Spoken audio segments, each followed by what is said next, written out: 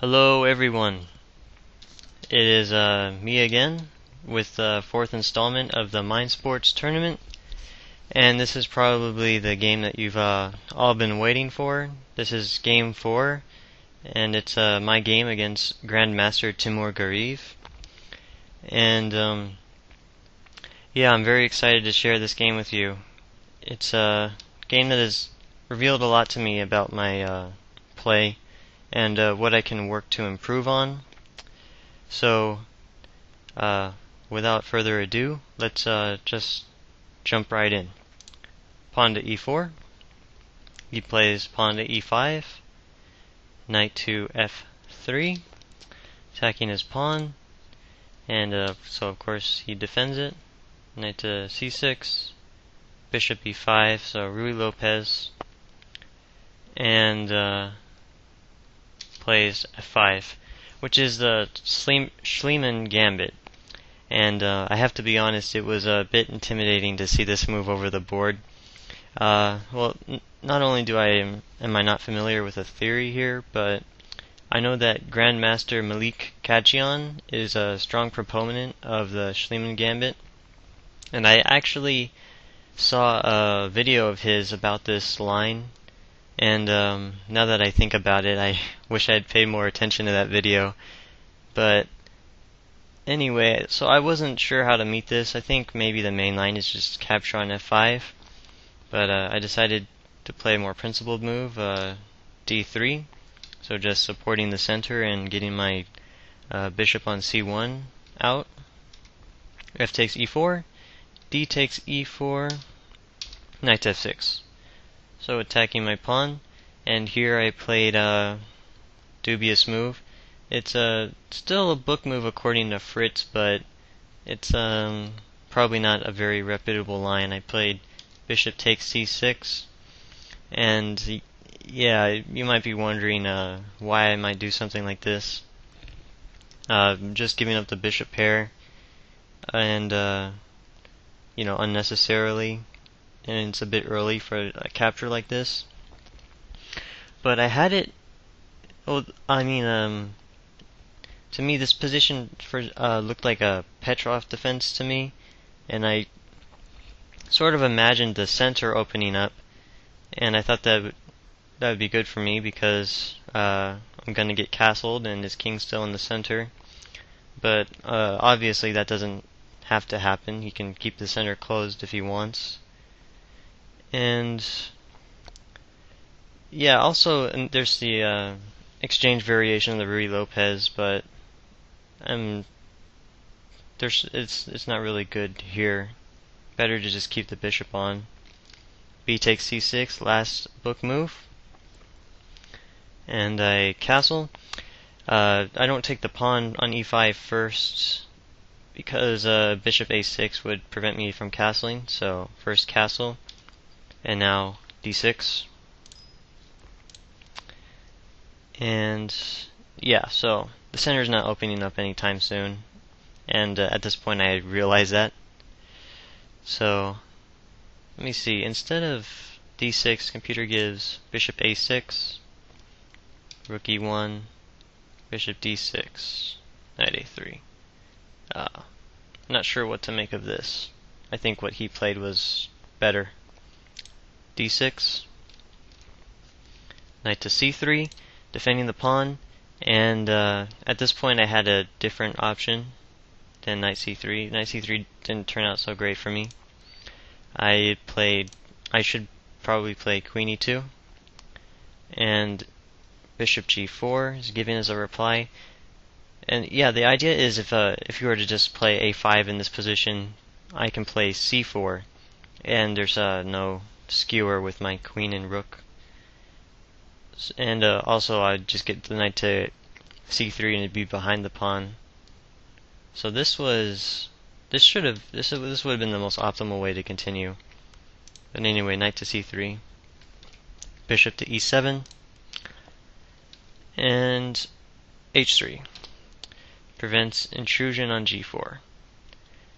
Yeah, it's also kind of a typical move in the Ruy Lopez, and yeah, this move is so I can get my bishop to e3. Honestly, I didn't think I didn't see a whole lot of alternatives here. h3 just, it seemed okay. a5, and now I saw that the bishop is probably, well, it could potentially go to a6. Here I played bishop e3, and he castles. I play the rook to e1, which is prophylaxis against any bishop a6 move. And now queen e8. And at this point, I had a few problems to solve, I think. I was feeling a bit of pressure. The first thing is, I imagined his rook on a8 going to b8 someday, and attacking my b2 pawn. And also, my knight on c3 is tied down to the defense of this pawn on e4.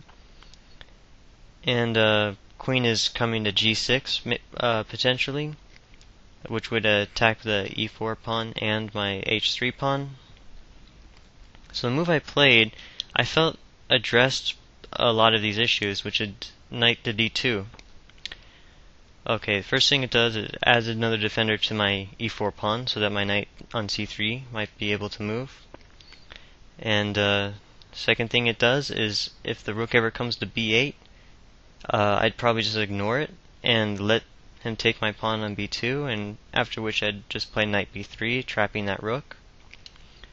And that's about all this move does. Seems kind of passive on the surface, but to me it made a lot of sense.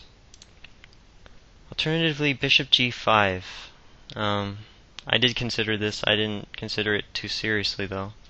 Bishop e6.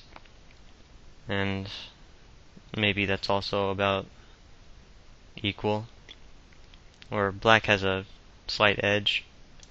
Queen g6, and yeah, threat is capturing that pawn in h3. So king h1 is more or less forced, and just going back, in this position, the weaknesses of my position is just beautifully highlighted here. As you can see, all these yellow squares, they are all weak squares.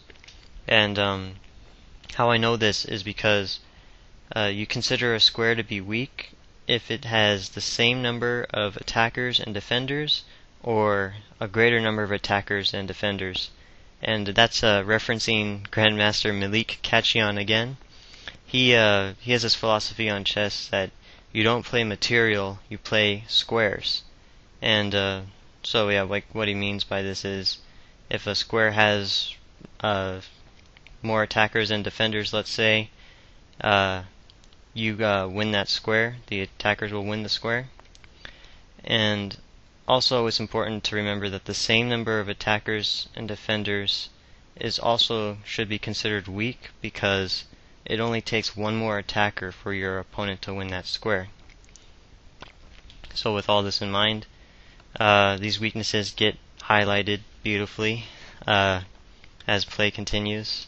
My opponent does well to take advantage of all of this. King h1, d5. His threat is to play d4, and I didn't see a better move other than just to capture. I think that's all I can try here. Let's see, alternatively he can play rook f7, after which I could go queen e2, bishop to a6, and queen d1. Doesn't make a lot of sense to me. I don't know why the computer would recommend that. But okay, let's just get back to the game. d5, e takes d5. Let's see, the computer does have a different move. He says knight to f3. I don't know why I didn't consider this more. Let's see. Okay, so is d4 not a threat now? I guess not, because I'm taking the pawn on e5. Queen h5. Now e takes d5 and bishop g4. Okay. So, back to the game. Captures, captures, And here I thought I had made a nice move with bishop to f4. So taking advantage of the fact that if he captures, I'll capture his bishop on e7. But we have a comment from Fritz saying this move is a blunder and it solves nothing. So I don't. That kind of hurts, but I guess Fritz is right. I'm not going to argue with Fritz. Let's see. Knight to f3, interesting. e4, so not d4. Okay, again, the knight's threatening to take on e5, e4, knight to e5, knight, oh, that's the end of that. Okay. So, yeah, this is probably something I should have gone for. Instead of bishop f4, bishop e7. Now that bishop's going to get play along the a8, h1 diagonal. And here I played another questionable move, but to me it just seemed like it was the only move here. Rook takes e5. And I was going to meet this threat of d4 with rook g5, and I thought I was actually okay, but that turns out that it's not the case. Let's see. f3 instead. Okay, yeah, that just shows how bad my position is. I have to play a move like h3. And let's see here, d4, knight b5, e takes f4, and knight takes c7. Okay. Yeah. So rook takes e5, not a good move. d4. Attacking my knight and threatening checkmate. Rook to g5. Queen to f7. And Fritz has a suggestion here. Queen h6 seems even better. Queen to e2. D takes e3, and queen takes e7. Yeah, probably. I think I'm still in a losing position here. Queen f7, knight to e2. Now I'd calculated all of this, and turns out that I just miscalculated, and you'll see why in a moment. Knight to d5, rook e5, and here I thought it was okay. Instead, I guess my last try is rook takes d5, bishop takes d5, and f3. It's the only way I can really play on. But yeah, knight takes f4, all forced. Knight takes f4, queen takes f4, and here's the reason why I miscalculated, because I imagined taking the taking the bishop on e7, and I thought he would take my pawn on f2, because, well, the pawn's hanging, and he takes the pawn and threatens checkmate, and I would have met that with knight to e4, but I guess oftentimes when we calculate, we think there's the opponent's move should be obvious, but we forget that they might have an even stronger move. So, rook takes e7, and then I get hit with queen g5. And it's hopeless at this point. Threatening checkmate, threatening my rook on e7.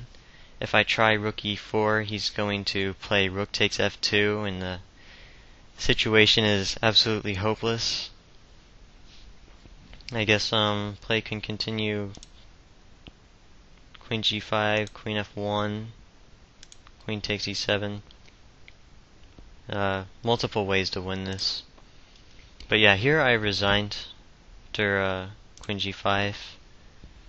And yeah, I